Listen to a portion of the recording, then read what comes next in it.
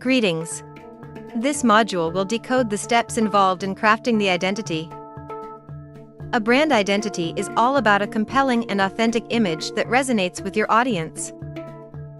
Start by defining your brand values. What are the core principles that guide you, and how can you communicate them effectively to your audience? Think about your vision, mission, your unique selling proposition, and your ideal audience. Next, consider your visual identity. How can you use color, typography, and imagery to create a consistent and recognizable brand? What visual elements will help you stand out and capture the attention of your audience?